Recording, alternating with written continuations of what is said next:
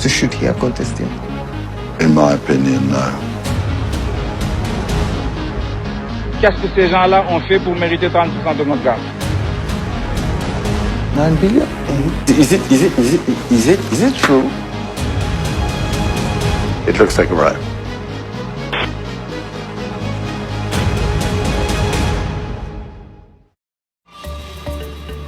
This is Senegal, on the West African coast.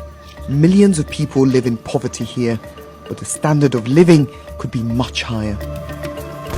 This is a country that's rich in natural resources. Large reserves of oil and gas have been discovered here, but some of this wealth has been lost through corruption. This is Romanian businessman Frank Timis. He's been involved in a series of controversial mining deals in Africa. His companies have faced many accusations, from bribing politicians to shooting miners. Philip Caldwell used to run a secretive offshore trust for Frank Timis, but he's agreed to talk because he became concerned about the way Mr. Timis does business. This is Frank Timis, the president of Sierra Leone and the president of Burkina Faso. So it seems he did a lot of work in West Africa. He does a lot of work in West Africa. He certainly likes to call himself the godfather of West Africa. In 2012, Frank Timis set up a company called Petrotim. It was given the exploration rights for 2 large oil and gas concessions off the coast of Senegal, even though it had no track record in the industry. La société Petrotim, la société qui a finalement été retenue, n'aurait pas dû bénéficier de ces permis en attribution pour les raisons suivantes. C'est une société qui n'avait aucune expérience dans le domaine. Petrotim n'avait aucun passé connu, prouvé, pouvant justifier une expérience dans le domaine de la recherche pétrolière et de l'exploitation pétrolière. It's very surprising that when there were other British companies, FTSE 250, big, decent-sized companies who'd had success in Africa, were unable to get this concession, and Petrotim was able to get such a large concession. So should he have got this deal? In my opinion, no. A few months after the deal was signed, Senegal elected a new president. Macky Sall promised to fight corruption. Nous mettrons un terme à la gabegie, à la corruption qui est érigée un système de gouvernance. He quickly ordered an investigation into Frank Timis' deal. It concluded that Petrotim should lose the concessions. But the new president allowed Frank Timis to keep the 2 blocks anyway. It led to demonstrations in Senegal about the Timis deal. Protesters claimed that the president's family was cashing in through a company called Timis Corporation. Il y a une société nébuleuse, obscure, qui s'appelle Timis Corporation, qui a 30% de nos gaz que personne ne connaît. Nous leur demandons de nous dire quels sont les actionnaires de Timis Corporation. Qu'est-ce que ces gens-là ont fait pour mériter 30% de notre gaz? The deal looks suspicious because Frank Timis gave a top job to the president's brother, Aliou Sall, even though he had no experience in the energy industry. Why do you think that Frank Timis wanted to employ Aliou Sall? Tout simplement parce qu'il était le frère du président Macky Sall. C'est gravissime, parce qu'il y a manifestement conflit d'intérêts. C'est le président de la République qui signe le décret qui permet au contrat d'entrer en vigueur, et son frère travaille dans le groupe qui bénéficie de ce contrat. C'est gravissime. We obtained documents that reveal the details of Aliou Sall's contract for the first time. The contract shows the president's brother was paid $25,000 a month for 5 years. That's $1.5 million. Aliou Sall was also promised shares worth $3 million in Frank Timis' companies. We showed the contract to an expert on due diligence and corruption.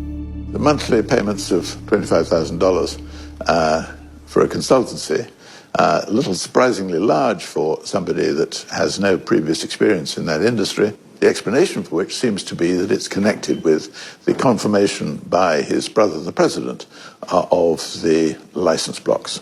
Do you think this is a suspicious arrangement? I do find the payment suspicious. The linkage between the two is unmistakable in my view. Aliou Sall denies corruption. His lawyers say his payments were in line with other similar roles in the industry. He never received the shares and was engaged for his expertise, and not because he happened to be the brother of President Sall. They also say he never attended any meeting with President Sall about the deal. We are a global energy business with enormous reach across the world's energy system. In 2016, gas was discovered in the concessions and BP agreed to buy Frank Timis out. BP bought Timis Corporation's remaining stake in these concessions for $250 million. But that's just the start. The real cash comes from the royalties. We've obtained details of the royalties agreement. It's described as the most generous in the industry. Over the next 40 years, BP will pay Timis Corporation between $9 and $12 billion. These figures have never been made public before. This is some of how much he could earn. Then he will get 9 billion? Mm-hmm. He could make, yeah. What do you think about this?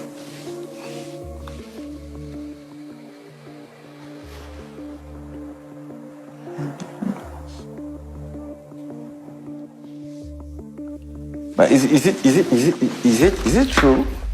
Yes, this is true. I'm shocked. I'm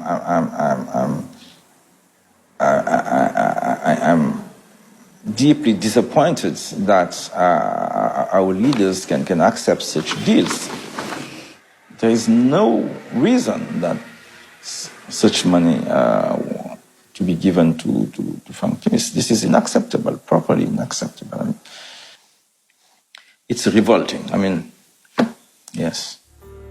BP says its investment will bring substantial benefits to Senegal, and that it conducted extensive and appropriate due diligence in areas including ethics compliance and anti-corruption. BP rejects any implication that it acted improperly. But our documents show that BP knew about the suspicious payments to the president's brother, and it went ahead with the deal anyway.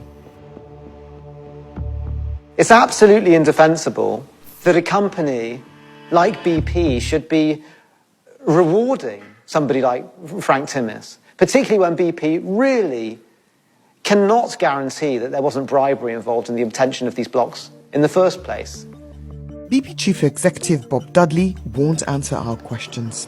Mr. Dudley, I work for BBC Panorama, and we want to know why BP is paying Frank Timis $10 billion. You knew that he was paying the president of Senegal's brother, so why go ahead with the deal, sir? So is Frank Timis someone that BP should be doing business with? Mr. Dudley, why won't you answer our questions?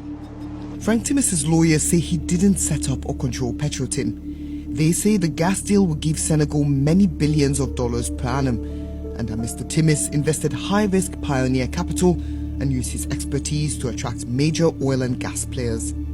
But we've discovered a payment that looks like a bribe. This is an email sent to Frank Timis' offshore trust. It says tax is due to the Senegalese government and that Frank Timis would like $250,000 to cover it. But our documents show the cash doesn't go to the government. It goes to a private company. And we've discovered the company is owned by Aliou Sall. Another $250,000 has been secretly paid to the president's brother.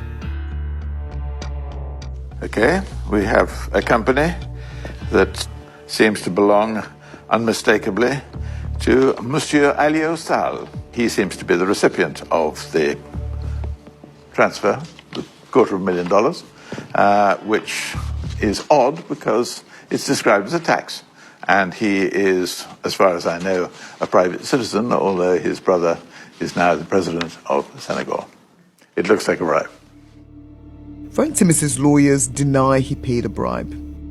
They say no money was ever transferred from Timis Corporation to Agritransal, and that we've seen an incorrect ledger entry which was later corrected. But the ledger we've seen is from 2017, 3 years after the $250,000 payment, and it hasn't been corrected. We've also seen company accounts that show the suspicious payment was made to Agrisal's company. I do think that there are sufficient questions aroused by the documents that I've seen to require an investigation. Our evidence suggests the people of Senegal have been cheated out of billions of dollars.